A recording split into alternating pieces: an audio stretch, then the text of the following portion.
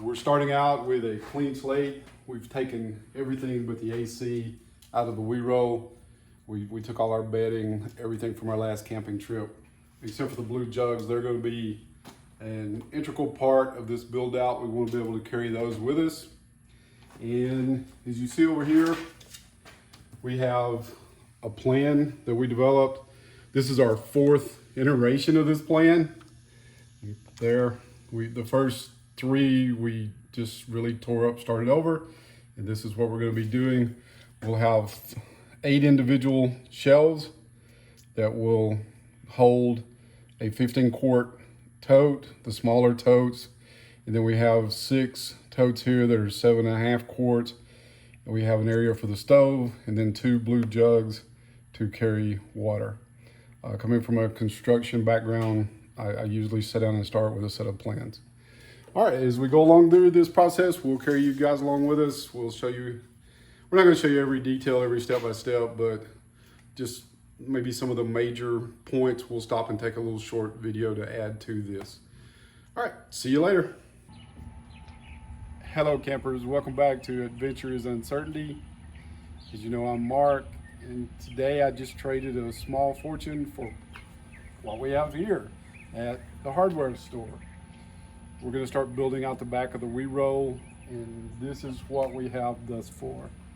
We have some 1x2 pine, 8 foot long. We have some 1x2 oak that we're going to use as trim. This is also 8 foot long. We have some aluminum channel that's 1.5 inches by 1/8 of an inch by 1.5 inches. Going to use that to build some supports for the shelves. Got all this hardware, some T-nuts, the T-nuts go together like this. Got some washers for the T-nuts, some wood screws. We've got a piece of Luan, and then 2 sheets of 3/4 inch birch plywood. Our goal here is to minimize the number of wood screws we put in this. It's a violent atmosphere in the back of the WeeRoll with everything bouncing up and down on logging roads and service roads.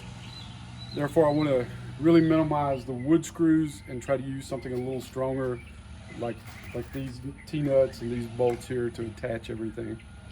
You'll see that process as we go through, but that's where we're going to start. We're going to work on it this weekend and see how it goes. Hey everyone, this is our project we have going on this week. We are building shelves and painting them. Mark has cut them out with a saw. This is birch wood plywood, and we painted this with the same color that we painted on the inside. Straw. Yes, straw.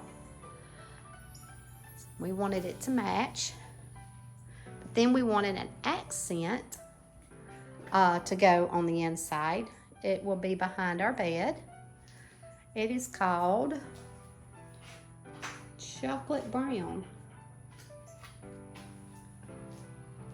And we'll go back here and show you all what we have going on. So we have our shelves. The 2 ends are painted. We are working on the middle, and we are getting close to the finish line. Hello campers, and welcome back to our garage workshop. We've been here about 2 weekends, the better part of 2 weeks really, getting the WeeRoll ready, and I want to show you how far we've gotten. Let's come around to the back. It's kind of tight back here, but not a lot of room, but let me see if I can scoot back here and just give you guys an idea of what we've been doing without, yeah, that sun gets us.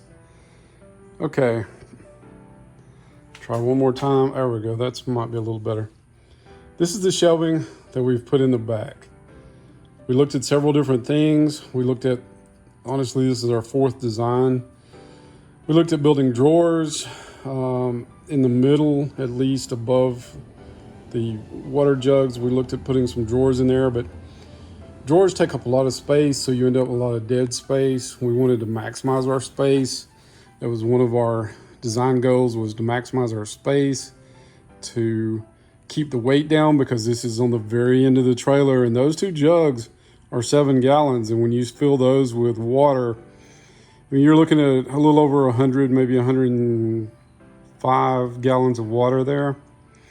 Or not gallons, but pounds. And that's just putting weight on the rear end of the WeeRoll. We wanted to keep it strong as possible. Tried to use as few wood screws as possible in it. Used a lot, as I showed you before, we used a lot of T-nuts, and we used some aluminum. I think maybe you can see that there. We used aluminum to hold the shells in place. Some aluminum angle iron, or angle. Yeah, I don't know that it's not iron, but anyway, it's aluminum. That again keeps it lightweight, keeps it strong. If you'd used a wood cleat here instead of the aluminum, it was just taking up more space, and I felt like it was worth it to buy the aluminum, cut it, and use it there. Well, looking at just this, I was trying to do the math in my head a moment ago. We've got approximately $300 in what you see here, maybe a little bit more. We bought 2 sheets of the birch plywood, cabinet grade plywood. Got 1/4 inch back there. This is 3/4. We already had, thankfully, the Sherwin-Williams paint. This is called Sage. We already had it from the house. And then we bought the oak. This is solid oak. It's rather expensive. They sell it by the linear foot in our area. And we've got 16 linear foot in that, what you see. But we hope it's going to do what we want it to do.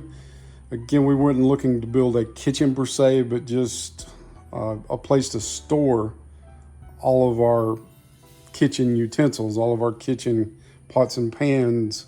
And hopefully it'll hold a little bit more than that, because we never did include the 7-gallon jugs when we were doing that before. I think we're going to be able to put every bit of our kitchen equipment back here, and possibly have a little bit more room also.